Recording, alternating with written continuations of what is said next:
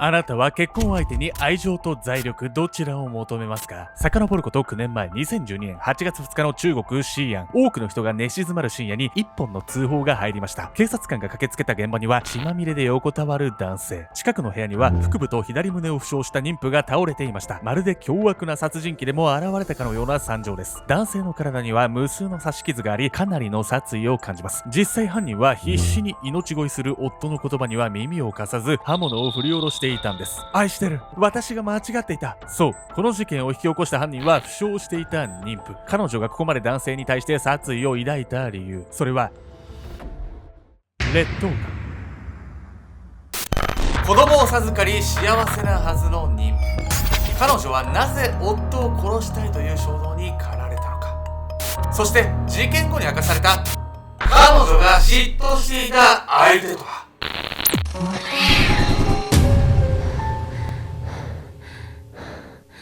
おそす、皆さんからの手紙とコメントも全部読んでるよ、ケンちゃんです。私の愛は私のもの、みんなの愛も私のもの。どうも、愛の独裁者闇闇子です。やめて、本当にいいところだったのに。何ここになんか文字かなんか表示されるわけ？ダッサいセンス。そんな言う本日皆様にご紹介するのは、妊婦によって夫が殺されてしまったという事件。いやもうこれどうせあれじゃん、妻に対して気遣いしなかったとかでしょ、放置してたとか浮気してたとかでしょ。どうせ違うんですよ。違うの今回は結構もう妻に対して献身的にねサポートしてたんですよ。僕はね、この事件ね、 SNS が発達した現代社会においてね、起こり得る事件だったなと思うところもね、あるんですけど、これがね一体どういうことなのか、早速この事件の経緯を見ていきたいと思います。血まみれの夫婦。遡ること9年前、2012年8月2日の中国西安、通報があった現場に駆けつけた警察官は目を疑いました。エレベーターの中には下着姿の男性が横たわり、男性の全身には無数の刺し傷。怖っ。そして現場を見渡すと、そこにはドアが開いたままの部屋が。ただならぬ気配を感じた警察官はその部屋に足を踏み入れます。警察官が入った部屋にいたのは、お腹を膨らませた妊婦だったんです。妊婦は左胸と腹部を負傷し、周りにはおびただしい量の血が流れています。倒れていた2人は現場となったマンションに住むフジアウェンと妻のワンジア。フジアウェンは病院に緊急搬送されるも、残念ながら帰らぬ人になってしまいました。そして警察による捜査の結果、犯人が明らかになったんです。深夜に起こったこの事件の犯人は妻ワンジアだったんです。左胸と腹部って自分のお腹の赤ちゃんに対しても殺意めちゃくちゃあるんじゃないこの人。いや、そうなんですよ。なんでそうなったのか、それを知るために早速2人の出会いから紐解いていきます。華やかな世界への憧れ。フジアウェンとワンジアは事件の4ヶ月前、2012年4月に結婚したばかりの新婚夫婦でした。愛する夫との子供まで授かり幸せなはずの妻ワンジア。夫のフジアウェンはそんな彼女に殺されるとは夢にも思っていませんでした。そんな2人が初めて知り合ったのは SNS。ある日、ワンジアのアカウントにウェンウェンという ID の男性からメッセージが届きます。この男性が後に夫となるフジアウェンだったんです。当時ワンジアは失恋をしたことを SNS に投稿していました。それを見たフジアウェンが彼女を励まそうとメッセージを送ってきたんです。しかし失恋したばかりのワンジアはすぐには受け入れません。何度断られても諦めずに自分の思いを伝えるフジアウェン。そして2011年5月、ついにワンジアはフジアウェンの熱意に負け2人で会うことにしたんです。いやー、もうめっちゃキュンキュンすんじゃないこれ。僕もね思い出しますよ、そういうね時がありましたね。ああ、いいです。遠慮してきます。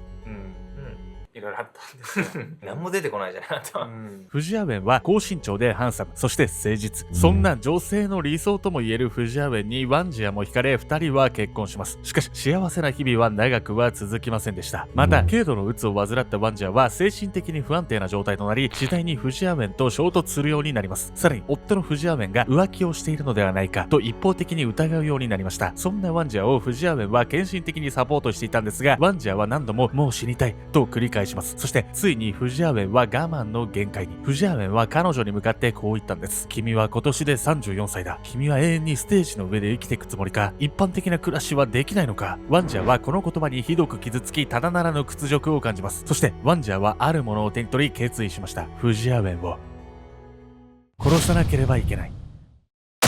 いくら精神的に不安定でもたった一言で、っていうなんか積み重なってたんじゃないのこれ。そもそも何、ステージって何の話？なんか芸能人かなんかだったのワンジャは。そうですよね。皆さんもねそこ気になると思うんですけど、ワンジャの過去に遡って見ていきたいと思います。天は二物を与えず、ワンジャーは1978年、中国の陝西省永安で生まれました。平凡な家庭に生まれたワンジャーでしたが、彼女自身はまさに才色兼備。ワンジャーは華やかで品のある美しい女性でした。学生時代は雑誌の編集を任せられたり、スピーチコンテストで何度も優勝したりと、才能にも恵まれていました。そして大学卒業後は世界図書出版で編集者に。火の打ちどころがなく欠点がないようにも見えるワンジャーにも唯一苦手なものがあったんです。それは恋愛。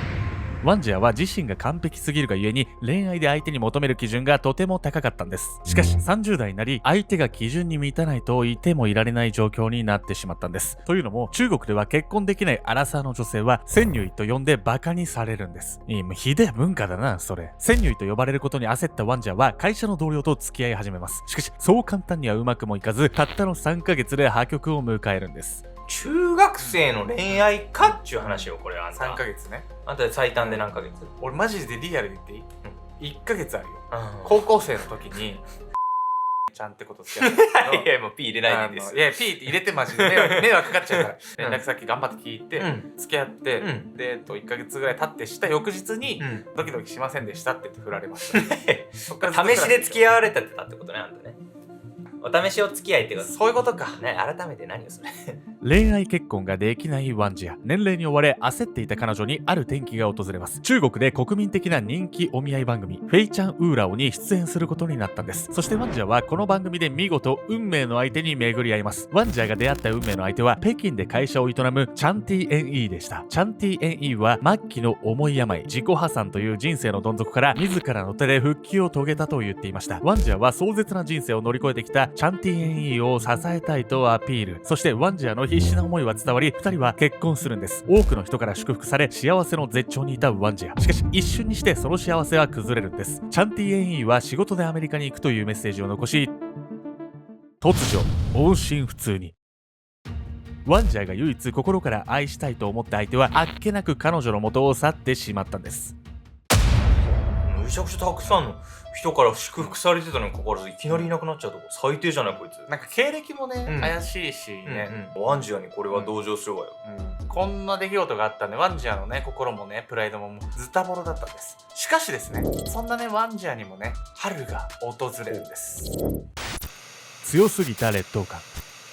運命の相手にあっさり振られてしまったワンジャー。彼女は SNS に自身の失恋について投稿します。この投稿を見てワンジャーを支えようとメッセージを送ってきたのがフジアウェンだったんです。2011年の5月に2人は交際を開始。2011年7月には両親にも挨拶を済ませます。早いな。フジアウェンはフンファンと呼ばれる2人の住まいとなる部屋をローンを組んで購入。フンファンとは中国で男性が結婚前に用意をする夫婦で住むための家のことなんです。中国では学歴や経済力だけではなくフンファンを持っているかどうかも重要視されていました。フジアウェンは愛する彼女のためにせっせとフンファンを準備します。フジアウェンはリノベーション会社の手配、資材の購入、指揮監督など自ら行いリフォームを施していました。めちゃくちゃいいやつ。それほどまでに愛されているにもかかわらず、ある時からワンジャーはフジアウェンとの結婚に嫌気がさすようになったんです。実はワンジャーはずっと夫に対してある不満を抱いていました。その一つ目の不満とは夫の経済力。ワンジャーはプライドがとても高く嫉妬心が強い女性で、平社員で経済力もないフジアウェンが夫であることに普段から劣等感を感じていたんです。ひでえな。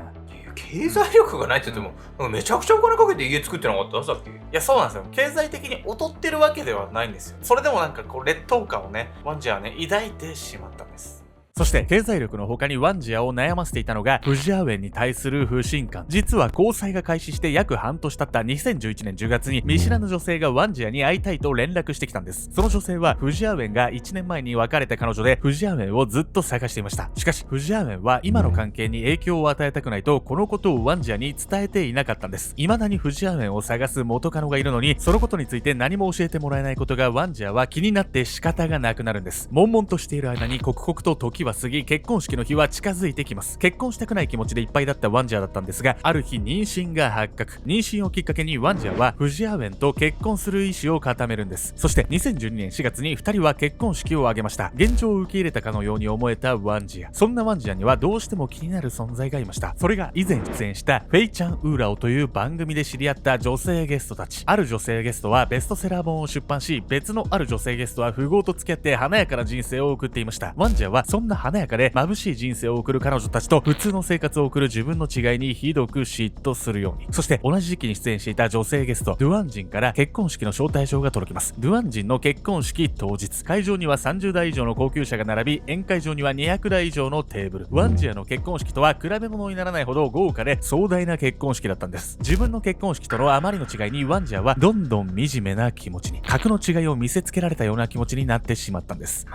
わかる。自然と無意識のうちに比べちゃってるものよね、こういうのって。いやワンジャーもね、普段からね、他の女性ゲストとね、連絡取ってて、SNS とか見てたんですよ。だからそれで比べちゃってね、気にする必要ないっすよ。私のインスタがね、いかにね、港区女子っぽくてキラキラしてても、まあそれいつも日常なんですけどね。ちょっと噛んでんだよな。ワンジアの劣等感は周囲と自分を比較するほど強くなっていきます。過去のライバルたちは順調に人生を歩んでいるのに、ワンジャは自分の結婚、そして人生もひどく後悔していました。完璧だった自分がなぜうまくいかないのか、同じ土俵にいたライバルが成功してなぜ自分は惨めな思いをしなければならないのか。そしてワンジャの中で一つの答えが出たんです。フジアウェンを選んだから私の人生は失敗したんだ。こうして強烈な劣等感を抱えたワンジャはフジアウェンをひどく恨むように。めちゃくちゃ自分勝手。つまり事件のきっかけとなったあのセリフ。君は今年で34歳だ。君は永遠にステージの上で生きていくつもりか？一般的な暮らしはできないのか？このセリフもちょっとひどいですけどね。これはワンジャの劣等感のど真ん中を刺激してしまったんです。劣等感だけで、そこまでいっちゃう？普通。やっぱね、劣等コンプレックスだったんじゃないかなって僕思うんですよ。劣等コンプレックス。というわけで本日のメトラキーワード、劣等コンプレックス。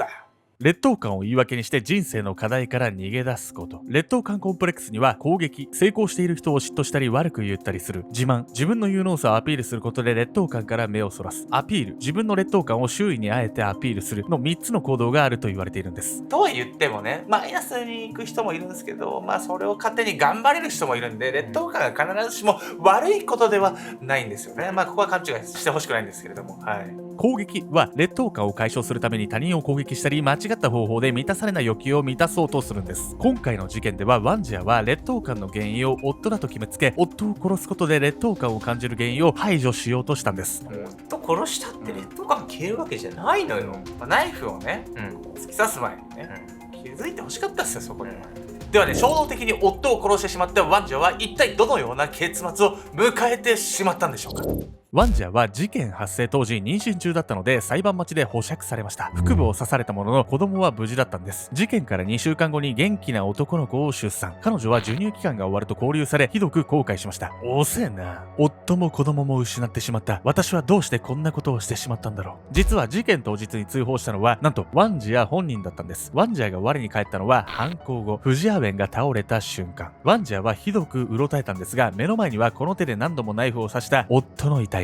彼女はあまりのショックに耐えきれず自殺を図っていたんです。2013年12月4日、シアン中級裁判所でワンジャは懲役13年の刑を言い渡されました。劣等感が強すぎたあまり、献身的にそばで支えてくれた夫を手にかけたワンジャ。彼女にとって SNS は自分を高めてくれる情報源ではなく、心を蝕む毒だったんです。SNS で何でも見えすぎる時代になってしまったからこそ、人と比べるのではなく自分の人生を皆様にも歩んでほしいと僕は思います。そしていつかの動画でも言ったんですけど、 SNS というのはその人の最大瞬間風速でしかないので、きっと裏ではもっと努力していたり泥臭いことだったりいろんなことがあると思います。なので他人と比べるのではなく、自分がどうありたいか、そう思って SNS と向き合うといいんじゃないかと僕は思います。というわけで、メトラの皆さんね、本日もね、物騒な事件だったんですけれども、YouTube で言えないようなね、事件とかもね、インスタで、たまにね、ライブ配信でね、そういうのやってるんで、概要欄にね、インスタグラムのリンク貼ってあるので、見ていただけると嬉しいです。このね、バーでお酒飲みながらライブするからね、なんか後ろの景色もっと見たいって人はね、来てください。